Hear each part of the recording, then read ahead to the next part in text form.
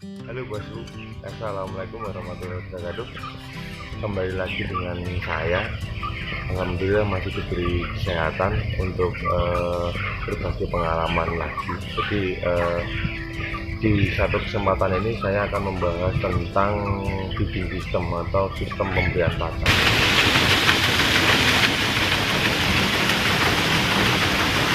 Muat berapa karung ya, Mas? Muat berapa karung ya? 25. 25.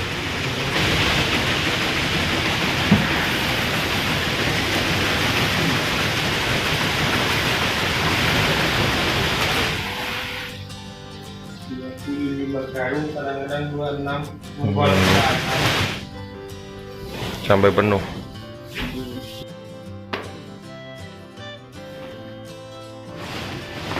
Ini umur 23 mau pakai pelet atau Mas?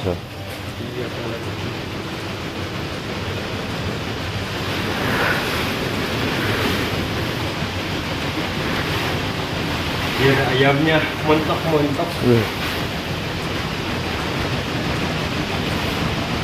Berarti udah umur 23 teh ngasih makannya 4 kali. Iya, 4 kali biar sehat, biar dagingnya bagus. Mantap.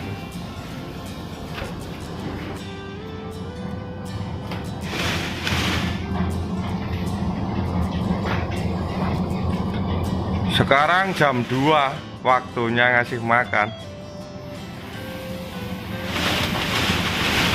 Jadi ada 2 silo ya teman-teman. Ini silo untuk lantai atas, ini pipanya ke atas.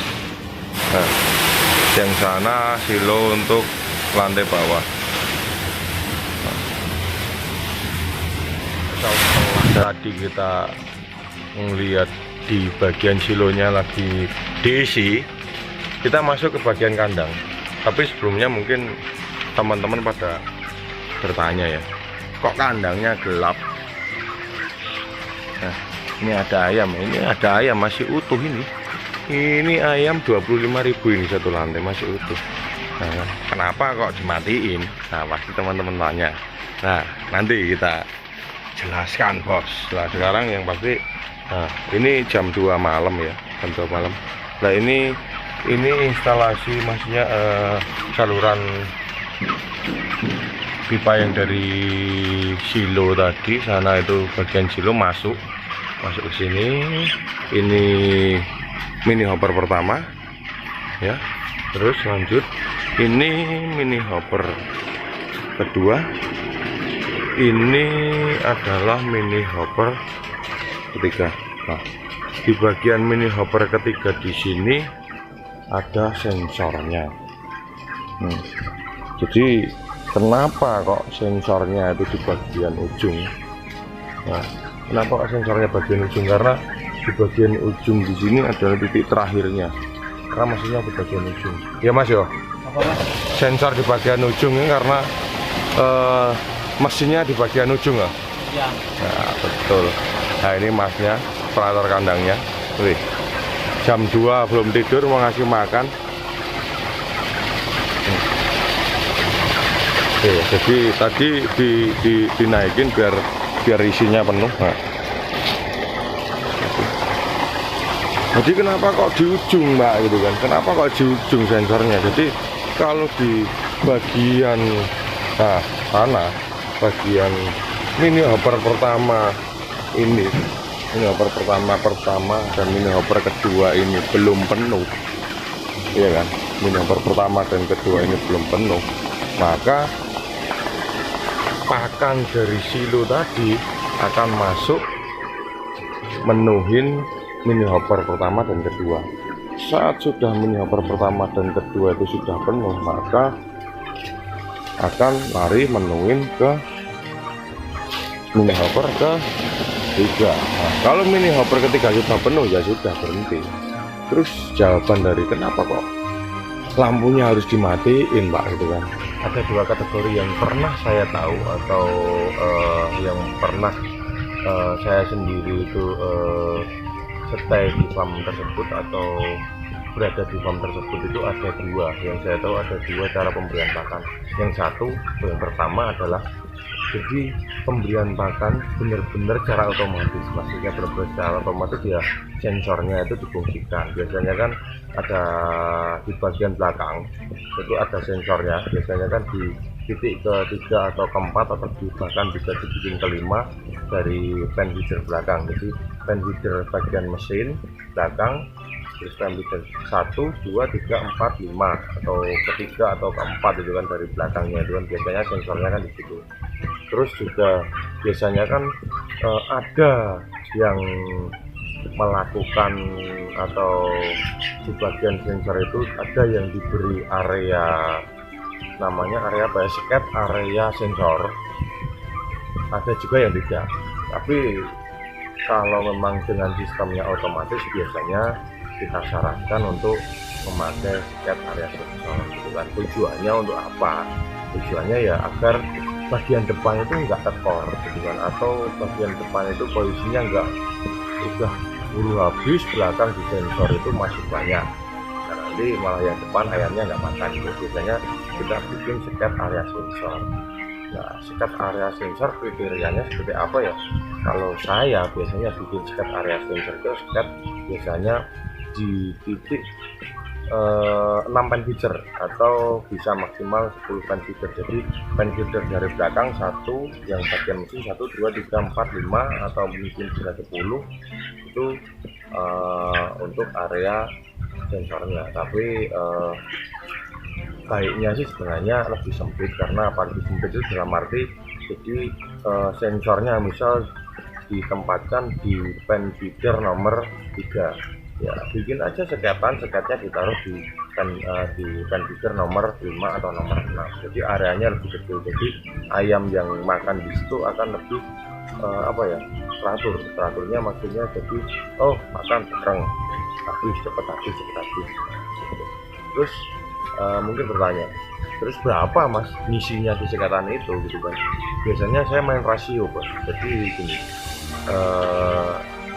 terkadang sih memang beberapa teman-teman di lapangan atau beberapa teman-teman praktis di lapangan sih menanggapinya berbeda-beda. Ada yang pakai itu kan, kalau saya biasanya pakai itu rasionya itu 1 fan feeder. Kalau biasanya adalah standarnya itu 35 sampai 40. Jadi 1 fan feeder untuk rasionya untuk 35 sampai 40 ekor ayam. Tapi kalau untuk area sensor, area seket sensor fan feedernya biasanya saya bikin 1 tempat pakan rasionya untuk 50 atau 60 ekor ayam. Harapnya jadi di bagian belakang biar cepat habis.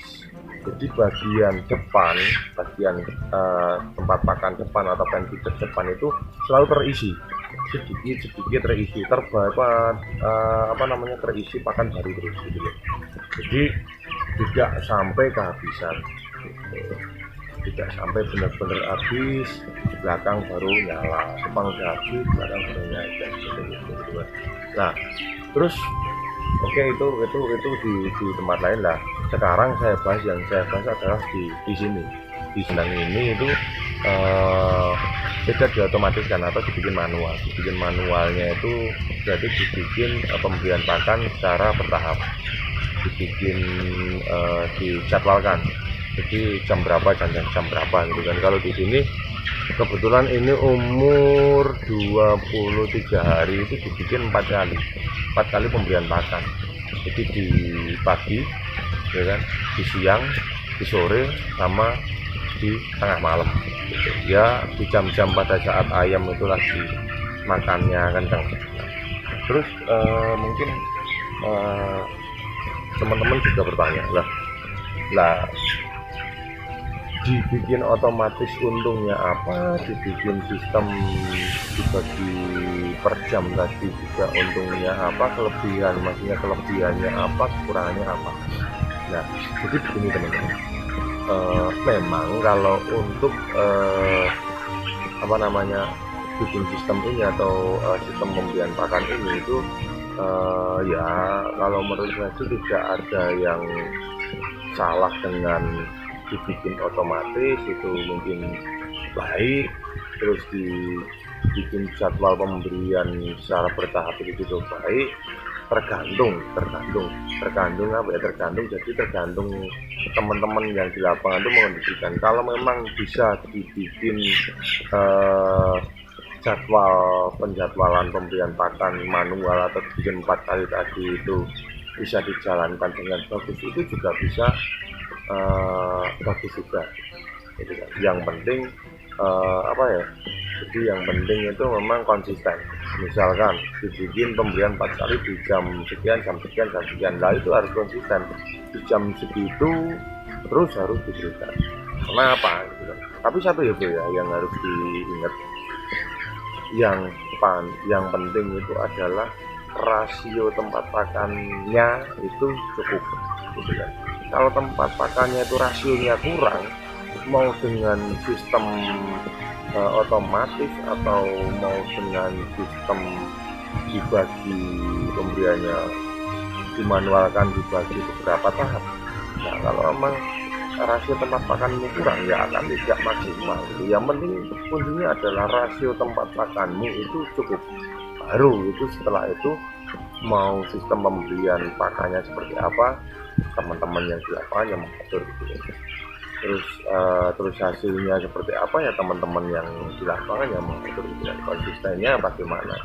Kalau memang mau bikin otomatis, ya sebenarnya sih kalau otomatis lebih tidak ribet sih, tidak ribet kita harus mengatur ini itu. Kalau otomatis ya yang penting ada sekitarnya ayam itu sesuai atau apa ya, porsinya pas, jadi bagian depan tidak sering kosong ya, yang penting silonya terisi, ada isinya, jadi secara otomatis pakan akan jalan sendiri gitu loh. Tapi ya ribetnya kalau dibagi bertahap tadi sebenarnya ya ada sedikit ribetnya itu bukan ribet, jadi ada sedikit tambahan tenaga kerja. Karena apa gitu kan, karena kita harus menyediakan pakan pada saat jam-jam tertentu gitu. Misalnya di tengah malam jam 1, jam 2 ya kita harus bangun, ngisi silo, kontrol bagian belakang apakah pakan sudah nyampe belakang, terus apakah sudah rata gitu. Itu tapi ya tergantung sih, kalau memang jadwalnya atau guidance-nya itu juga seperti itu di farm ini ya, jika dijalankan dengan konsisten ya bagus gitu. Buktinya di sini performanya bagus ya gitu. Jadi tergantung manajemen farmnya masing-masing sih ya. Kembali lagi di situ farmnya itu menerapkan manajemen yang seperti apa untuk sistem pemberian pakannya. Jadi apa ya, kalau saya sih hanya menjabarkan dari dua sisi itu sih ya. Jadi mungkin kalau memang ada yang belum tahu, taunya cuma dengan sistem otomatis saja gitu kan, tidak ada cara lain. Nah ini ada cara lain juga, tapi juga belum tentu yang dilakukan ini lebih baik pada saat dilakukan di farm lain gitu kan. Jadi masing-masing, karena perbedaan alat, perbedaan SDM gitu kan, itu juga sangat mempengaruhi. Jadi teman-teman semua juga yang bisa menguasai farm atau kandang itu adalah ya yang sering di kandang gitu. Untuk manajemen pemberian pakan dan lain-lain ya semuanya sebenarnya baik gitu kan. Tergantung yang menjalankan, tergantung konsisten atau tidaknya sistem tersebut dijalankan. Kalau memang konsisten ya harusnya hasilnya bagus.